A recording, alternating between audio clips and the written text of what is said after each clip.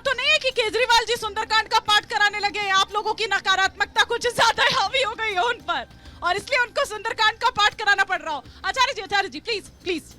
हाँ, नहीं, देखिए, जब राम का नाम लिया जाता है तो हनुमान जी का नाम आना ही चाहिए। हाँ। और इस अयोध्या नगरी में है आप, तो यहाँ चौपाई होनी भी चाहिए। हाँ। मोरे मन प्रभु अस विश्वासा, वाह, वाह। राम ते अधिक राम करदासा। लेकिन वाकई में आज जिस तरीके से नरेंद्र मोदी जी अपने आप को स्वयं राम घोषित करना चाहते हैं, क्या वाकई में राम को इस पृथ्वी पे लाने वाला कोई ऐसा व्यक्ति है, ऐसा अवतरित है? पांडे जी, सुनिए, बिल्कुल पांडे देखिए, जी, मेरा देखिए, सवाल क्या मैं- था? अभी सुन लीजिए। सवाल क्या था? सवाल कुछ पूछती हूँ, आप जवाब कुछ देते हैं। आपसे सवाल कुछ पूछती हूँ, जवाब कुछ देते हैं। मैंने क्या कहा?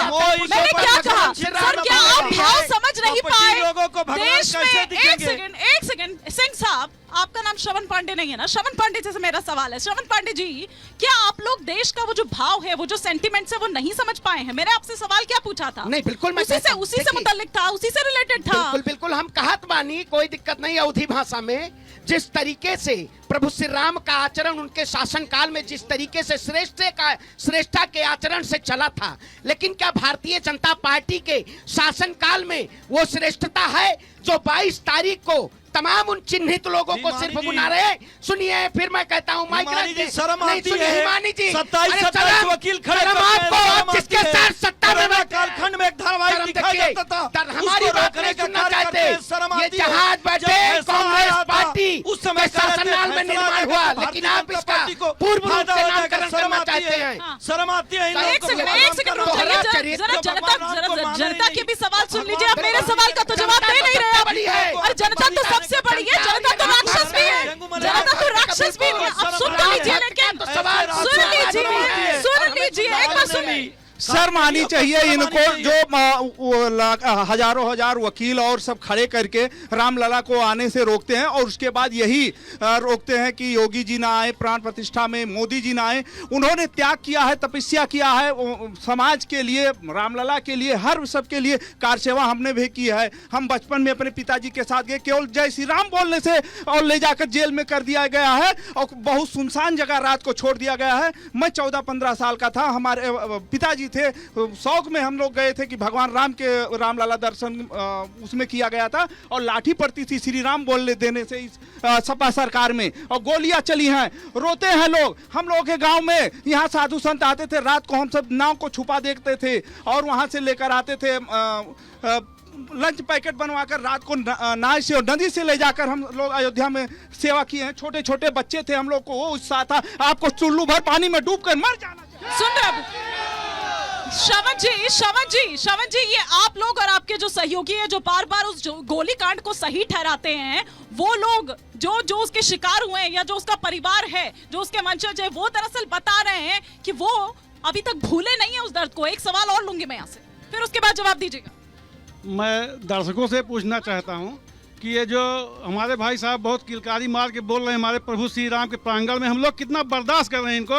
हमारी क्षमता देखिए, हम लोग इनको बर्दाश्त करते हैं। मैं इनसे बोलना चाहता हूं भाई साहब से, चलिए रामलला का मंदिर नहीं बनवा पाए आप, अब मथुरा बनवा दीजिए, इससे अच्छा तो मथुरा बनवा दीजिए, और क्या कहें। श्रवण जी, क्विक रिएक्शन, फिर मैं एसएन सिंह जी और दुबे जी का रुख करूंगी। श्रवण पांडे जी।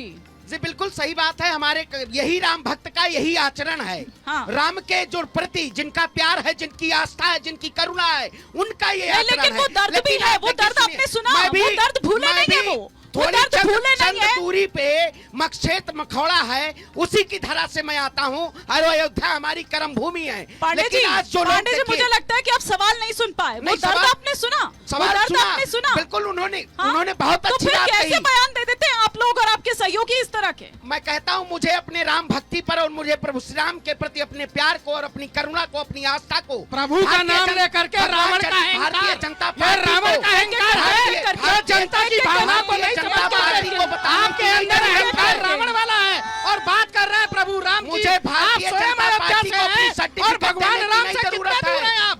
आपका आचरण जो है भगवान राम के आचरण के जो है वो बहुत विपरीत है। आप जो है देवतुल्य जनता को तो उन कार सेवकों के दर्द को कभी आपने समझा?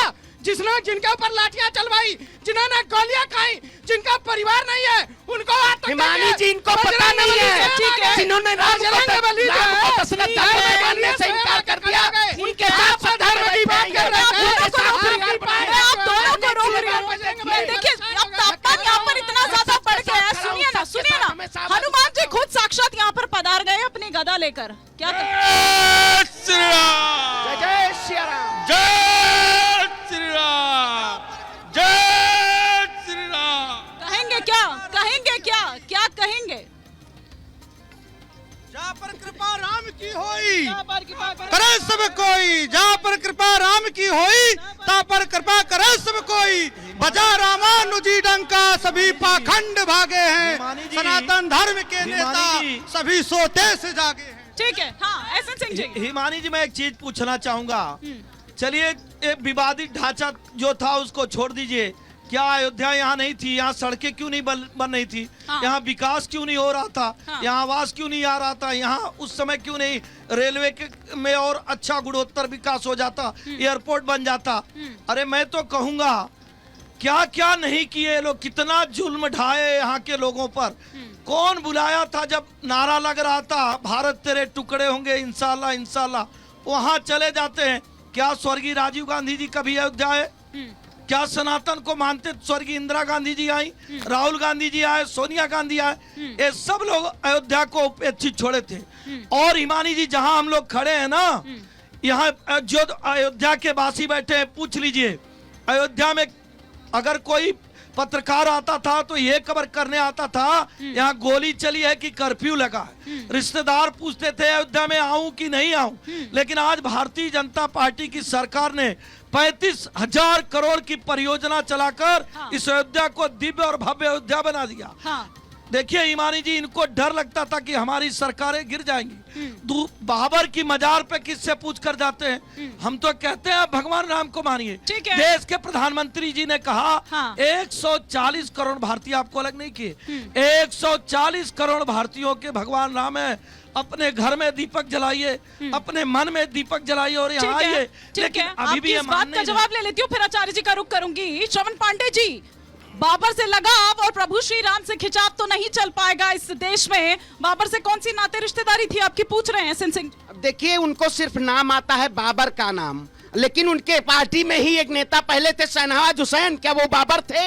ये बता दें, लेकिन ये बताना नहीं चाहते। वो राम भक्त थे। मैं आपके शहनवाज हुसैन मुख्तार अब्बास नकवी मैं फिर कहता राम हूं, भक्त थे। सुनिए, और अभी भी हैं। मतलब आपके राम भक्त हम भी हैं। दिग्विजय सिंह हमें अयोध्या की और इस धरा पे हमें अपने भगवान स्वरूप वाले ये क्या कंपैरिजन है? ये क्या कंपैरिजन? कहता हूं हमें ये हमें बाबर कहेंगे, हमें देशद्रोही कहेंगे, हमें राम भक्त का विरोधी कहेंगे, ये सर्टिफिकेट देंगे।